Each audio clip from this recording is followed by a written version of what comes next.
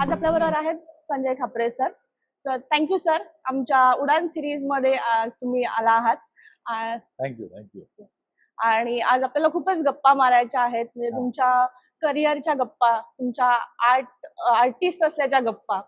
तर आपण सुरुवात करू की म्हणजे आपल्या सर्वांनाच माहिती आहे की तुम्ही मूवीज मध्ये काम केलं आहे, मराठीमध्ये केलंय, हिंदीमध्ये पण केलंय, नाटकं तर ऑफकोर्स आहेतच.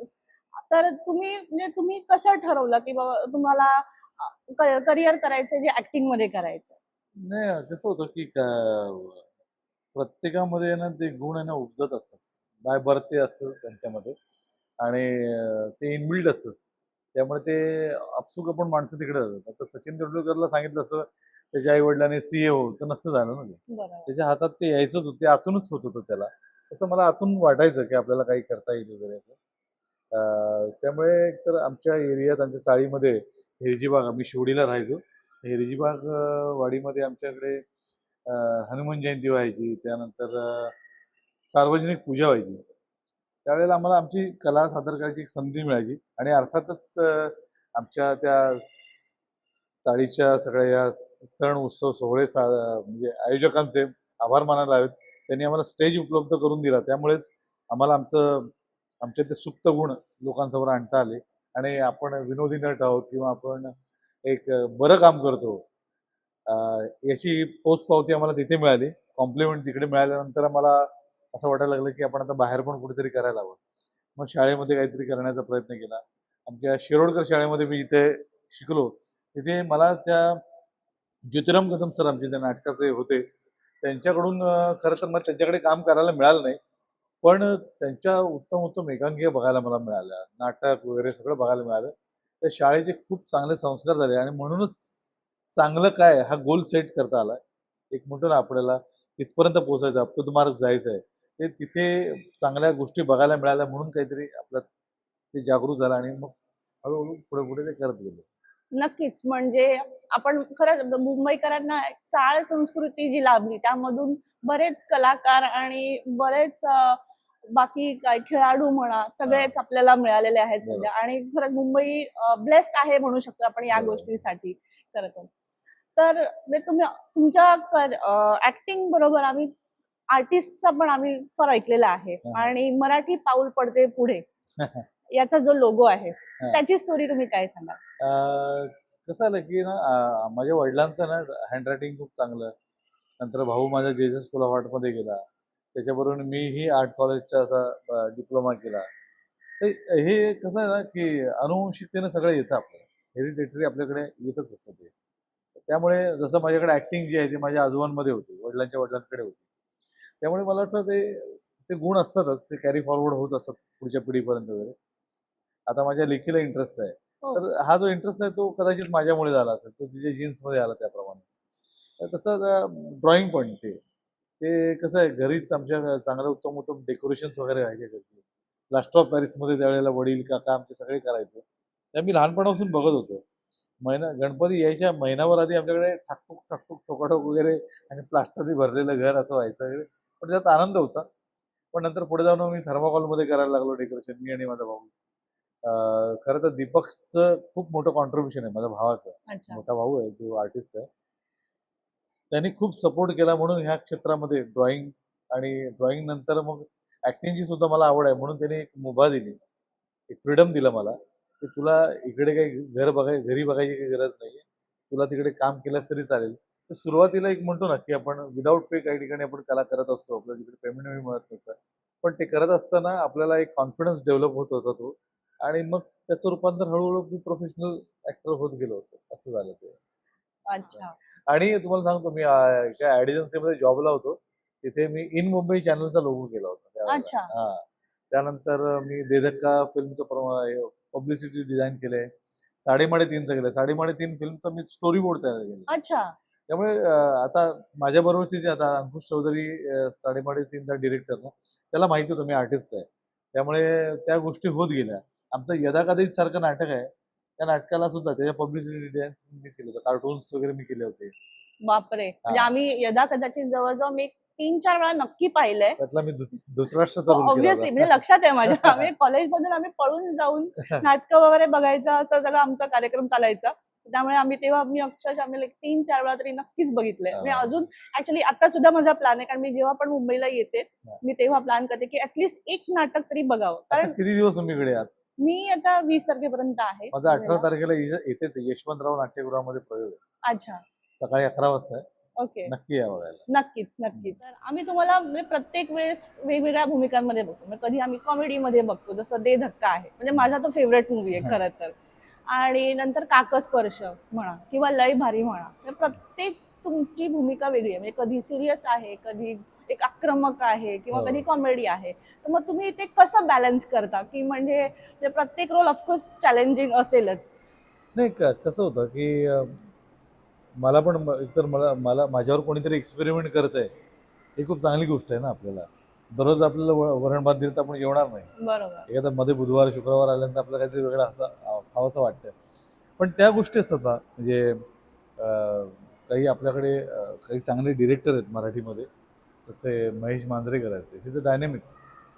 तो माणूस जो आहे ना, तो आपल्याला थ्रू बघतो असं, म्हणजे एकदम आतमध्ये जाऊन. आता आता मी साडीमध्ये बघितलंय, पण तो माणूस तुम्ही वेस्टर्न आउटफिटमध्ये कसं दिसाल तो इमॅजिन करू शकतो, बरोबर. व्हिज्युअलाइज करू शकतो.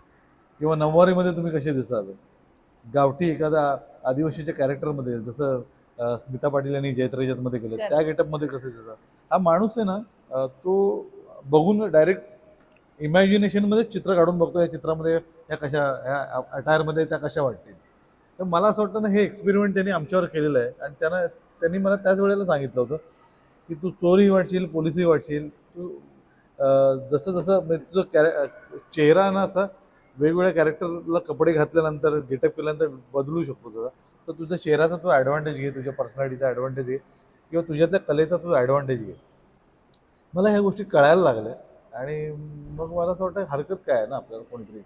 जसं त्या माणसाने मला दे धक्कामध्ये गेचं कॅरेक्टर दिलं, आणि मग फक्त लढमणामध्ये मला विलन म्हणून घेतलं. कारण त्यावेळेस मी व्यायाम वगैरे करायचो वगैरे. आणि त्याच वर्षामध्ये काकस्पर्श मी नोव्हेंबरमध्ये शूट करायला घेतला वगैरे.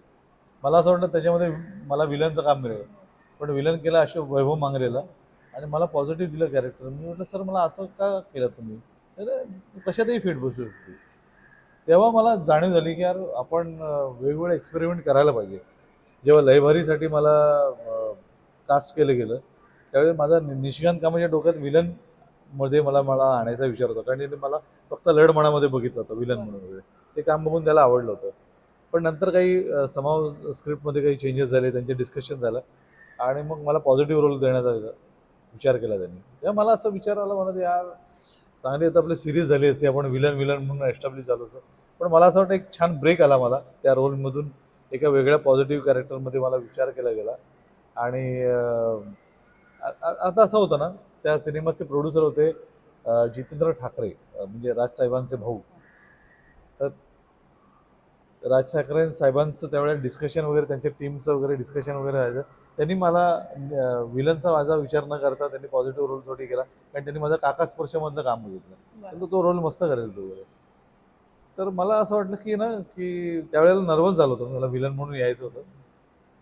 पण मला असं वाटतं की पुन्हा तेच ना, की तिथे पॉझिटिव्ह कॅरेक्टर केलं, आणि त्याच्यानंतर परत दगडी चाळ माझा आला सिनेमा, त्याच्यामध्ये मी विलन होतो.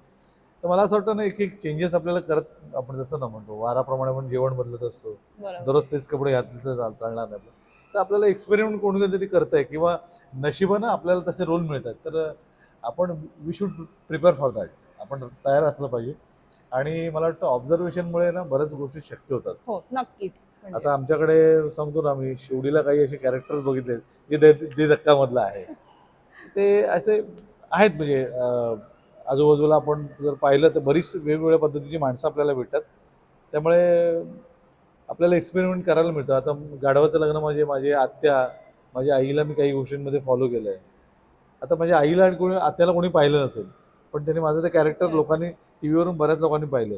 त्यामुळे असं होतं ना, की आपण कोणाचं कॅरेक्टर पण जर फॉलो करत असतो ना, तर लोकांसाठी ते नवीन आहे. पण आपण एखाद्या स्टारला जर आपण फॉलो केलं तर यार शाहरुखची ऍक्टिंग करतोय, बरोबर, अक्षय कुमारची ऍक्टिंग करतो, असं होतं.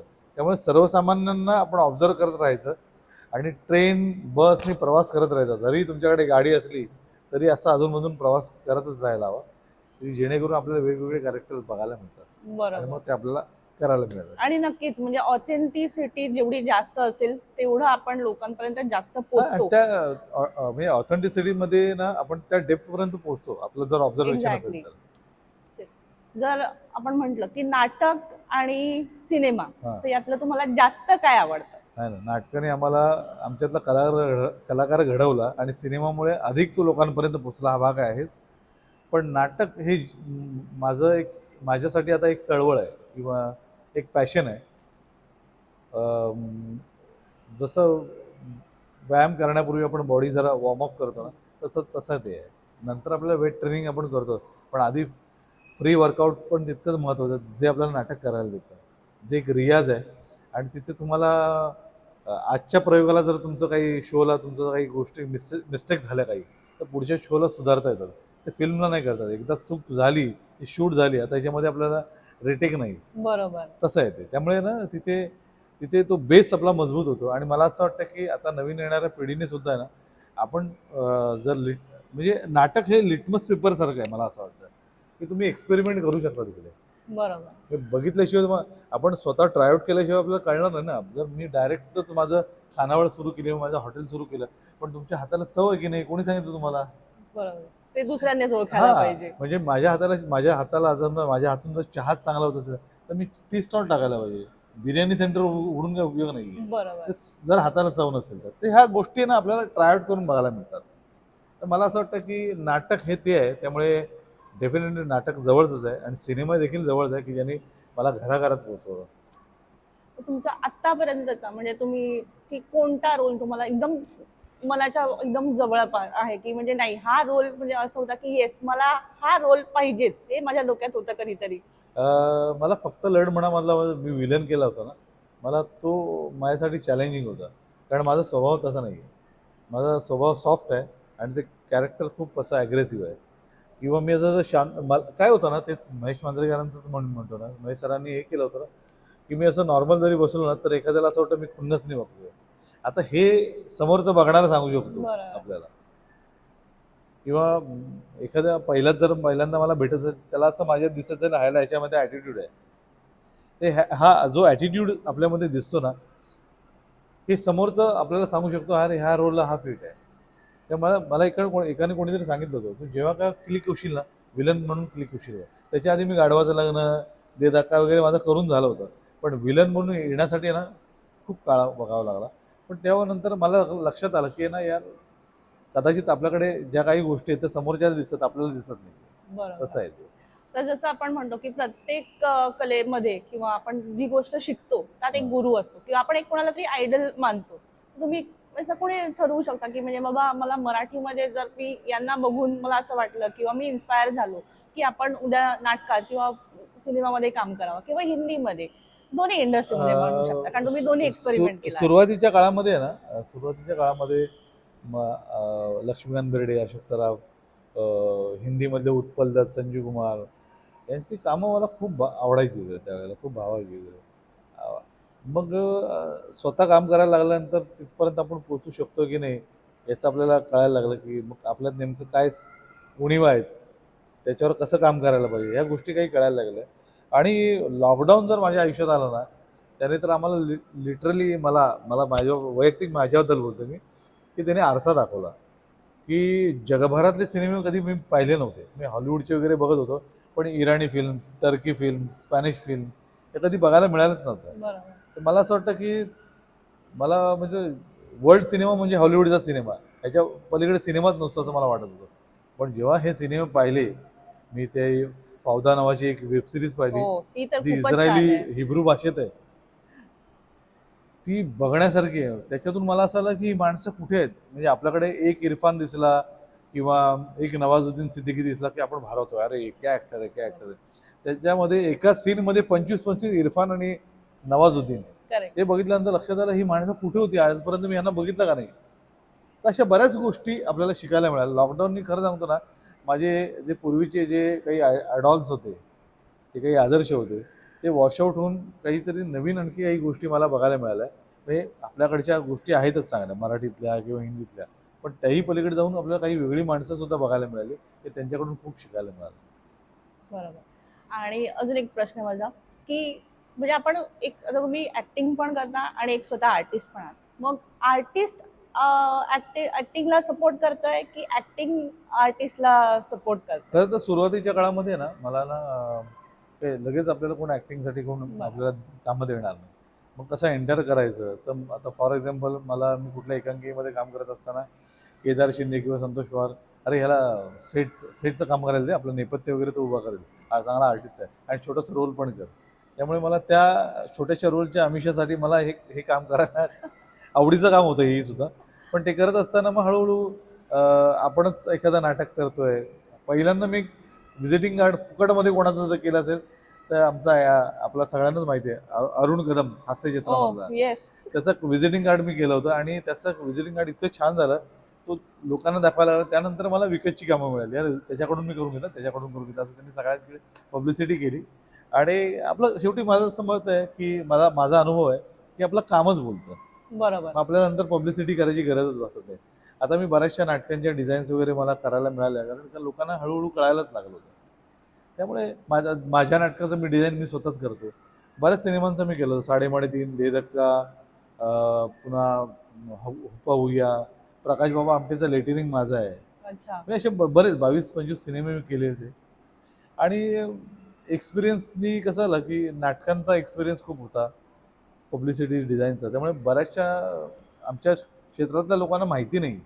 आता फॉर एक्झाम्पल तुम्हाला सांगतो की कौशल इनामदार संगीतकार तुम्हाला माहिती आहे, जो माझा अत्यंत जवळचा मित्र, तो इकडे कुठेतरी बोलायला वगैरे लागला, ॲक्टर संजय कापरे काय काम करतो, संजय कापरे काय काम करतो, असं कोणीतरी दुसऱ्याने सांगितलं. तो म्हणाला, तोच का जो डिझायनर आहे, तो जाहिराती बनवतो, तोच संजय कापरे हा. म्हणजे त्याला हा माहिती, हा वेगळा असू शकतो, एकाच नावाची दोन माणसं असू बरोबर. शकतात. तर असं झालं की मला त्यांनी तशी चौकशी केली, याचं खूप बरं वाटलं की त्याला आपली दुसरी कला माहिती नाही. बरोबर. आणि मग ते यदाकधी मधलं माझा परफॉर्मन्स बघितल्यानंतर त्याला खूप आवडायला लागलं वगैरे. आता हल्लीच यदा कदाचित रिटर्न्स या नाटकाचा 100वा प्रयोग झाला होता आपल्या ऑपेरा हाऊसला. अच्छा. तिथे सचिन बेळगावकर आले होते आणि त्यांना माहिती नाही मी आलोय त्या कार्यक्रमाला. मी ऑडियन्समध्ये अगदी क्यू रोमध्ये बसलो होतो मागे वगैरे, आणि तो नाटक वगैरे बघत होतो आणि इंटरवलला सगळ्या मुलांचा ट्रॉफी वगैरे देऊन त्या नाटकात काम करत असलेल्या मुलांचा सत्कार वगैरे केला. तेव्हा त्यांनी सांगितलं माईकवर वगैरे की संजय कापरेने जो धृतराष्ट्र केला होता, मी त्याचा त्या नाटकापासून त्या भूमिकेचा फॅन झालोय. ते सगळे माझ्याकडे बघायला लागले, ते मागे बघितले. तर मला खूप बरं वाटलं की इतक्या वर्षानंतर सुद्धा त्या नाटकावर प्रेम करणारी आणि त्या भूमिकेवर प्रेम करणारी लोक आहेत. म्हणजे त्यावेळेला सोशल मीडिया इतका नव्हता, बरोबर. एक साधारण 25 वर्षापूर्वी. पण एक बरं काय वाटतं माहिती आहे ना, आपल्याला एक वेगळा, एक चिपळूणची बाणकोटी भाषा, मी चिपळूणचा जरी असलो तरी बऱ्याच चिपळूणची माणसं इथे मुंबईत राहत असली त्यांना ती भाषा येत नाही, पण माझा गावाशी संपर्क कायम राहिला, त्यामुळे ती भाषा येत होती. आणि संतोष पवारसारखा एक आमच्याकडे असा माझ्या आयुष्यात एक माणूस आला, जो लेखक दिग्दर्शक होता, पण त्याचबरोबरीनं आपल्या कलाकारांच्या स्ट्रेंथवर त्याला जो विश्वास होता ना, त्याला आयुष्यातलं पहिलं नाटक विचारलं होतं INTने, आणि INT म्हणजे मोठी संस्था. त्याला म्हणाले, तुला ह्या नाटकामध्ये प्रशांत दामले हवा आहे, सविता प्रभू हवे, रिमा कोण कोण हवे तुला? बोल नाही, माझी नवीन मुलं आहेत त्याच्यावर विश्वास, तुला ओके आहे ना? हां, डन. म्हणजे त्यांच्या विश्वासावर त्यांनी विश्वास ठेवला, त्याचा आमच्यावर विश्वास होता. तर मला असं वाटतं हे फार मोठी गोष्ट आहे. म्हणून माझ्या नाटकामध्ये मी नेहमीच आहे ना, 2 नावाजलेले कलाकार घ्यायचे, पण बाकीचे सगळे नौके कलाकार घ्यायचे, ज्यांच्यामध्ये पोटेन्शियल आहे. बरोबर. माझ्यावर जर कोणी विश्वास ठेवला नसता तर आज मी लोकांना दिसलो नसतो. करेक्ट. तर कोणीतरी कोणावर विश्वास टाकणं गरजेचं आहे. अर्थात तो टॅलेंट असल्याशिवाय आपण कोणाकडे असं वळत नाही किंवा बघत नाही. बरोबर. आणि ऑब्व्हियसली असे मी काही लोकांना बघितलंय, मुलांना, आणि त्यांच्यावर विश्वास टाकून ते उत्तम काम करतात. माझे सैरभैर हे नवीन नाटक आलंय, त्यासाठी तुम्हाला सांगितलं 18 तारखेला नक्कीच, बघायला या. नक्कीच.